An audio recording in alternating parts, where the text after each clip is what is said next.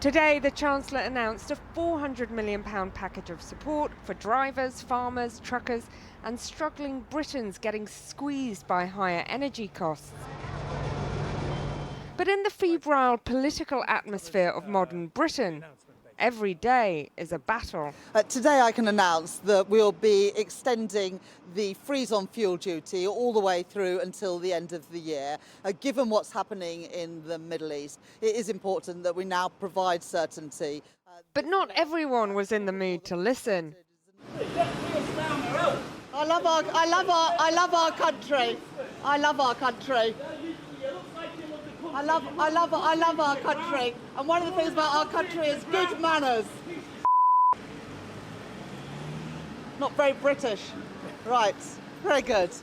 Great. Put that on the telly. Right. Yeah, no. Rachel Reeves wants to make clear she's got the right economic plan, whoever is Prime Minister. Inflation fell today thanks to lower energy bills. But that won't last, just like today's freeze in fuel duty, which runs out at the end of the year. The raft of support this week will address immediate pressures on consumers, but it will hold back from the big-ticket bailouts of previous years. Prime Minister. At Prime Minister's questions, the debate turned from energy support to our dependence on foreign oil. We are losing 1,000 jobs a month in oil and gas. Late last night, Mr. Speaker, the government snuck out an announcement that it was removing sanctions on Russian oil. So can the Prime Minister explain why oil from Russia is acceptable, but oil from Aberdeen is not? This is not a question of lifting existing sanctions in any way whatsoever. But the debate on Russian oil adds to questions over government policy on the North Sea, something the President of the US seems particularly interested in. He's got to open up the North Sea. You know, he's got one of the greatest oil finds anywhere in the world, and he's not using it. And I tell him that. He's not using it. Britain now has oil, billions and billions of barrels of it. But that was in the 1970s, when Britain was at the frontier of oil exploration. Things have changed a lot since then, not least because of the government's commitment to move away from fossil fuels. Official projections show oil and gas production falling away rapidly, almost disappearing in a decade. But the industry says the outlook could be much better if the government changes the tax and licensing regime. Enquest is one of the new explorers in the North Sea. They believe bills could come down if Britain produced more of the gas it uses. I think the energy security issue is clearly front of mind, and the energy affordability issue is hurting. These areas have to be progressed in a way which is going to be fairer for the people, and I think being fair for the people means we need to help our industry. This industry employed 1 million people in its peak. It's now less than 200,000, and we're losing about 1,000 jobs every month. And I think that's probably a correct number. Is it enough that they're scrapping the rise in fuel duty? Will that help? I mean, we have seen a significant decline in the industry, and we have seen all the majors bar one, all the major oil companies bar one, leaving the UK. It's actually sad and detrimental. At the pump, electricity prices, gas prices, all these things are going to be going up significantly and continue to go up. And I think we need to just make sure that we have enough supply. Any move to help out the oil industry will face ferocious opposition from those who believe it'll destroy our country's commitment to net zero. But it may prove attractive to a government looking for short-term fixes for our economic turmoil. Well, now the cost of fuel is inextricably linked with the cost of food. And today, supermarkets were responding to the idea that retailers put price caps on essential food items. Well, our economic editor, Helia Ebrahimi, joins me. Well, Helia. Jackie, there was this massive backlash by supermarket bosses today of any idea that the government might impose a price cap on a basket of goods. One told me it was flaky, it has no friends, and it's got a half-life of about 30 minutes. Another said Zach Polanski is now setting Labour policy, while a third complained it was just plain bonkers given how thin supermarket margins are, saying It implies we're ripping off our customers now, and in fact, pricing is incredibly competitive. Even the Bank of England Governor, Andrew Bailey, weighed into the debate, saying artificially keeping prices down wouldn't be sustainable in the long term. And I mean, Jackie, the Chancellor's going to stand up tomorrow in the House of Commons and outline a whole raft of cost of living measures. She's probably not now going to major on supermarket price controls. And there's some debate about whether Treasury has been misrepresented in the violence of the reaction. But the big picture is that despite the politics of what's been happening in Labour leadership, the Chancellor wants you to know they are looking at ways and policies to help people. Elia, thanks very much. Thank you. Well, earlier I talked to Henry Dimbleby, author of the National Food Strategy and co-founder of the Leon restaurant chain. He now runs Bramble Partners, an organisation which aims to improve the food system. I asked him for his reaction to the idea of supermarkets being encouraged to voluntarily cap the price of essentials. Price capping generally is pretty daft. Basically, the wholesalers, people outside the supermarkets, come into the supermarkets and buy the stuff that is artificially cheap and sell it on the wholesale market.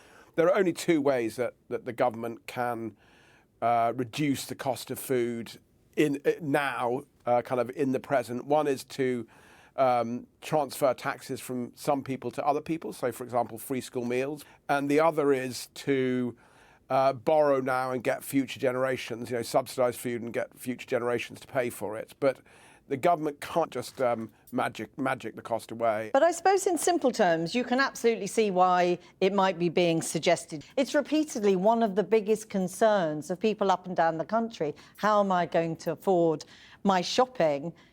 Why shouldn't supermarkets play some role in that? They should, and it's going to get worse. So the Iran war and the fertilizer cost issue, that is not going to flow through into the mainstream until next spring. Food inflation is going to go up, and it's one of the biggest political issues. It's the reason that many governments have fallen because of food prices. And if we're going to try and if the government wants to tackle that, what it needs to do is allow the UK's food system to create better, cheaper food here. We know that disproportionately this hits some of the poorest people up and down the country. If not price caps by the supermarket, then what can be done immediately? Because some of the things that you talk about in terms of improving the food system will not be quick, will they? If you want to do something about it, you can target that support. So, for example, in the Climate Change Committee's report today, they suggested that you could introduce at moments of high food inflation things like the winter fuel allowance. And in the National Food Strategy, I suggested that there's really good evidence that providing subsidies for people living in poverty on fruit and veg improves well-being, reduces stress, improves diets. I mean, would you describe it as close to a crisis, though? Because if prices keep going up for people across the country, that becomes a monumental problem, doesn't it? We are on the brink of something, if the Iranian situation isn't sorted, that is going to be very painful. And so what would your message be, should you have one, for government? You need to look at Healthy Start vouchers, which people with children in poverty get, which help them afford nutritious food for their children. You need to think about supplementing fruit and veg, the Climate Change Committee's idea. You need to think about how can I target support at people who are living in poverty, not just kind of get a newspaper headline by saying supermarkets should bring down their prices. That's not a systemic approach. These global events have exposed the insecurity of our energy sector here in the UK, but so too the food system. After energy and transport, the food system is the biggest problem that we as the Western world have to resolve. And geopolitics and climate together have made food security, sort of volatility, a real issue. In the food strategy, there were a lot of recommendations on that. The biggest one for us as a nation is freeing up planning for our farmers, supporting our farmers to put in the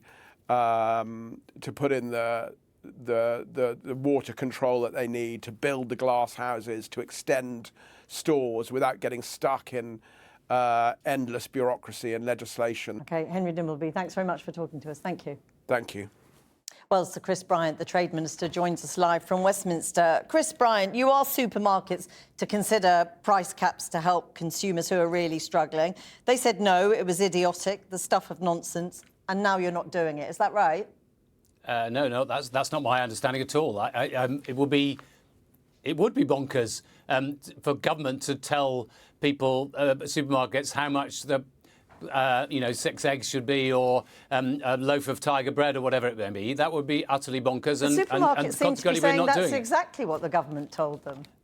Or asked them. I'm not aware of any government minister telling any supermarket that they should cap, and that the government was going to introduce any kind of mandatory cap of any kind on prices. But look, let me be absolutely clear. We are very focused on the problems that lots of ordinary families face at the moment. And in my own patch in South Wales, in the Rhondda and Ogmore, there are a lot of families who are very worried about how they make sure that they can put food on the table for their kids, because food inflation has gone up, and they want to make sure that they're getting good value. We do have a very competitive supermarket system in the UK, and in Porth, where I live, you have a choice of Morrison's or Aldi or Lidl.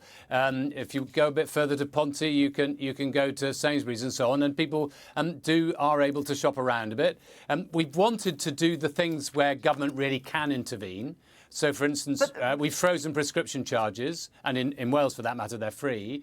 And we've also frozen rail fares. So there are and we've helped with sorry, just one other thing, if you don't mind. And we've also helped with energy bills to the tune of about £117. So some of that is what has led to the unexpected fall in inflation this month, which I welcome. But the person who just spoke is absolutely right. There is going to be a really big problem coming further down the line. Yes, and the supermarkets seem to have got entirely the wrong end of the stick, because they seem to be quite clear. They're not necessarily saying that you were mandating it, but that you were asking them voluntarily to put in price caps. I mean, there is a question, isn't there, that, the public might say, well, why wouldn't you do that? Why wouldn't you expect the supermarkets to play their part in what is, we heard Henry Dimbleby saying there, on the brink of a crisis?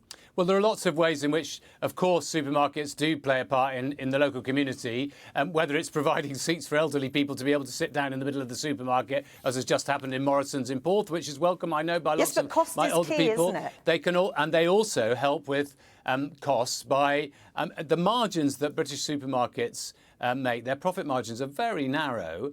And of course, you want to make sure that the basic products that everybody relies on, whether that's bread and eggs and milk and butter and so on, all of those kind of things are available as cheaply as possible. I think the person who spoke before, I'm sorry, I think he was the chap from Lyon, wasn't he? Henry and I don't know his yeah. name, sorry. Henry, that's right. So where he's absolutely right is we need to do more about making sure that kids in school get free school meals, and that's one of the things that and breakfast clubs, which we've rolled out across the whole of the United Kingdom.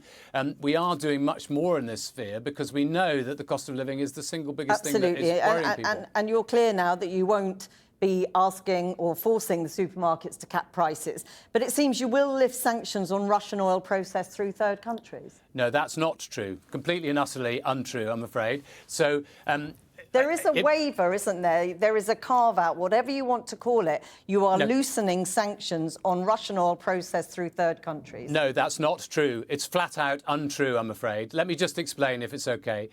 So up until now, it has been perfectly legal, and this will come as a shock to people. It has been perfectly legal for anybody to import into the UK oil products that originated from Russia and were processed in third countries. Perfectly legal up until now. And today we introduced the new sanction that means that that is not legal anymore. We have done that in a phased way. And it means that there are temporary and very targeted licences just to enable us to make sure that there's no spike in the energy market, which would affect everybody in the UK. But that is temporary and targeted. And I can assure you, we have not waived, we have not suspended, we have not ended any sanctions. The sanctions regime against Russia today is tougher than it was yesterday. Sorry, I missed that. It's just not happening as early as the other sanctions. Well, no, the sanctions started today. and just in 2 small areas we are phasing it in. I expect that to take a few months. We will review those licences, and I expect them to be suspended as soon as we possibly can. It's something similar to what Australia and Canada have done. But honestly, Chris? I want to make it absolutely clear, because I know I think lots of people have got the wrong end of the stick, and I'm not blaming them, I'm blaming myself. You've been very clear. Chris Bryant, got to leave it there, but thank you very much for talking to us. Thank you.